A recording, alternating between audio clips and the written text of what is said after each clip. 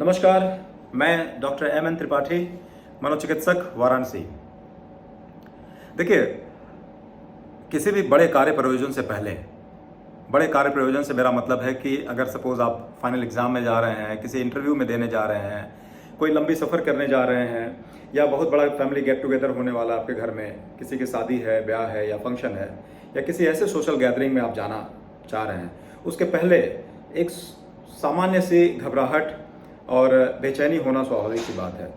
लेकिन अगर ये घबराहट और बेचैनी इस हद तक बढ़ जाए कि आप उस कार्य प्रयोजन को छोड़कर भागने लगें, आप परीक्षा ही न दें, आप ट्रेवल ही करना बंद कर दें, तो इसको एंजाइटी और फोबिया कहते हैं।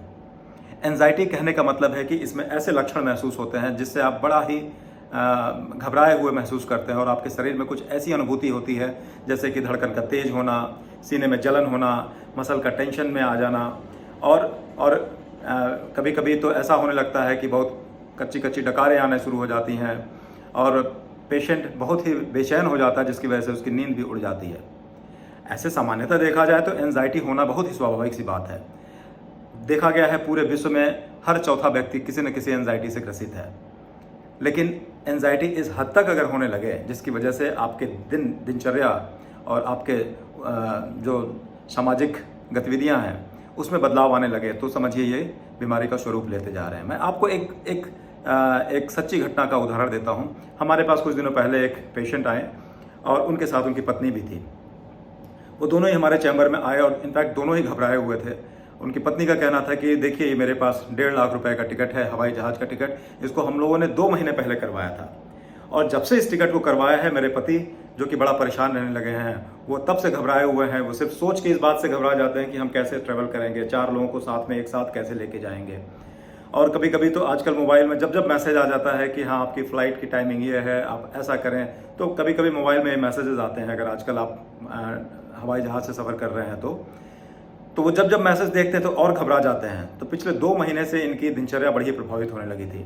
उनकी जुबान सूखने लगी थी, उनकी धड़कन तेज होने लगी थी, जिसकी वजह से उनको कई लोगों ने सलाह दिया कि ठीक है आप टहलना शुरू करिए, व्यायाम करना शुरू करिए, लेकिन इन सब का कोई असर नहीं हुआ उनके ऊपर में। और मेरे पास जब ये आए तो 3 दिन मात्र उनकी यात्रा के बचे हुए थे।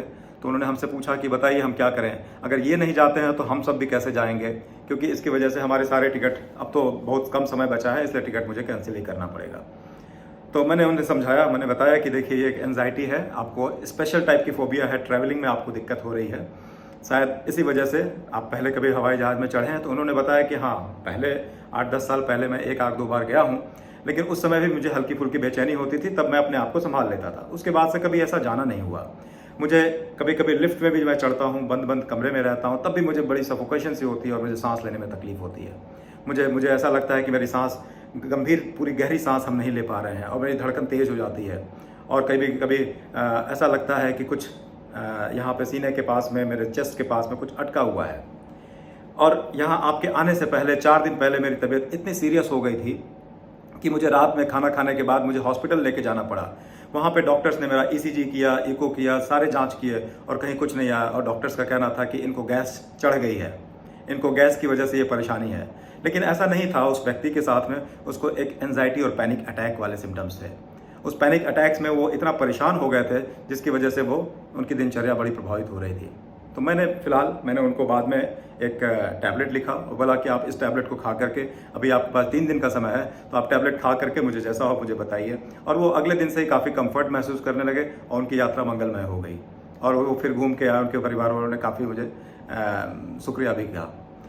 तो एंजाइटी बेसिकली कहने का मेरा मतलब यह है कि एंजाइटी बहुत तरीके के हो सकते हैं। जनरलाइज एंजाइटी डिसऑर्डर, जैसे कि इसमें फ्री फ्लोटिंग एंजाइटी, ऐसा जरूरी नहीं है कि आपके सामने कोई इस तरह की अप्रिय घटना होने का समाचार मिले ही मिले, आप ऐसे ही आप एंशियस रहते हैं, ऐसे ही आप घबराए हुए से रहते हैं। कई बार पेशेंट आते हैं और वो कहते हैं कि साहब मुझे ऐसा कोई अप्रिय घटना मुझे सामने नहीं दिखाई देती, फिर भी मेरी घबराहट बढ़ी रहती है, मुझे चेस्ट में डिस्कम्फर्ट सा महसूस होने लगता है, मुझे पसीना आने लगता है। और कभी कभी तो ऐसा होता है कि हाँ, जब आपके सामने ऐसा दिख रहा होता है कि कुछ दिनों बाद आपके एग्जाम आने वाले हैं या किसी इंटरव्यू में आप जाने वाले हैं, तो यहाँ पे तो आपको दिख रहा है। तो कभी कभी स्पेसिफिक फोबिया या इस सोशल एंजाइटी, जैसे कि किसी पब्लिक गैदरिंग में आपको जाना है और आपको कुछ चंद शब्द वहाँ पे कहने हैं, तो उसको सोशल एंजाइटी डिसऑर्डर भी कहते हैं। और पब्लिक उस एंजाइटी डिसऑर्डर की वजह से उस सोशल गैदरिंग में जाना अवॉइड कर देता है और फिर वो वहाँ पे कभी नहीं जाता, तो ये बीमारी का स्वरूप फिर लेना शुरू कर देता है। उसी तरह से पैनिक अटैक्स में कुछ इस तरह के सिम्टम्स आते हैं कि अचानक से आपकी धड़कन इतनी तेज़ हो जाएगी, लगेगा कि हार्ट फेल हो जाएगा। और अक्सर ऐसे पेशेंट इसके पहले, हमारे पास आने से पहले, वो 3-4 अलग अलग डॉक्टर स्पेशलिटी में जा चुके होते हैं और वहाँ पर जा करके अपनी ECG, इको और भी तरह के जो इन्वेस्टिगेशंस हैं सामान्यतः वो करा चुके होते हैं। और उस रिपोर्ट्स में जब उनके कुछ नहीं आता, बिल्कुल सामान्य होता है, फिर भी वो ये मानने से इनकार करते हैं कि हमें कोई इस तरह के साइकोलॉजिकल सिम्टम्स है। बेसिकली देखिए, एंजाइटी में 2 कंपोनेंट्स होते हैं। पहला तो ये होता है कि एक फिजियोलॉजिकल कंपोनेंट, जिसमें कि आपको शरीर में आप खुद ही ऐसा महसूस करते हैं कि हमारे शरीर में कुछ धड़कन सा या कुछ अनइजीनेस या पसीना हमें आ रहा है। एक तो ये कंपोनेंट हो जो आप महसूस करते हैं, और दूसरा इस चीज़ को आप फील करके घबरा जाते हैं कि ऐसा मुझे होने वाला है या ऐसा हो जाएगा। तो ये 2 कंपोनेंट मिल करके एंजाइटी को प्रोवोक और भी ज़्यादा कर देते हैं। उसी तरह से एगोराफोबिया नाम की एक एंजाइटी है, जिसमें आदमी को बंद कमरे में, लिफ्ट में चढ़ने में या हाइट से भी परेशानी होना शुरू हो जाती है। कई बार कुछ लोग, ऐसा होता है कि काफ़ी हाइट पे जाने से कतराते हैं और जाना पसंद नहीं करते। होता ये है कि एंजाइटी डिसऑर्डर में ये हमारे ब्रेन में एक सेंटर है जिसको एमिगडाला कहते हैं। उस एमिगडाला से जो कुछ रेसिप्रोकल कनेक्शंस है different area of the brain, जैसे कि हाइपोथैलेमस, हिप्पोकैम्पस और भी कुछ ऐसे हैं ब्रेन के जो एरिया हैं, prefrontal cortex area.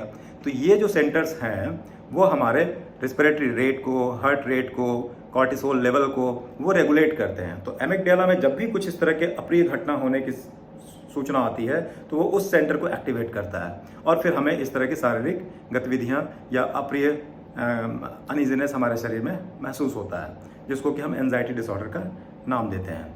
Anxiety disorder बहुत ही कॉमन है, हर चौथा व्यक्ति इससे लगभग परेशान है, लेकिन वो किसी न किसी तरीके से अपने में कुछ ऐसे बदलाव लेकर के आते हैं जिससे वो इन सारे हर्डल्स को वो दूर कर लेते हैं और फिर आने वाले दिनों में वो सामान्य जीवन भी व्यतीत करते हैं। लेकिन अगर ऐसा देखा जाए, ऐसे व्यक्तियों में ये भी देखा गया है कि ये शुरुआती दौर से इनकी लाइफस्टाइल में थोड़ी क्राइसिस होती है, इनके जीवन शैली थोड़ी संघर्षपूर्ण रहती है, तो जो कि बाद में धीरे धीरे करते करते वो एंजाइटी का स्वरूप ले लेती है। तो इस एंजाइटी के बारे में आज इतना ही। आगे और भी स्पेसिफिक एंजाइटी टाइप के डिसऑर्डर्स के बारे में हम लोग फिर से कभी जिक्र करेंगे। धन्यवाद।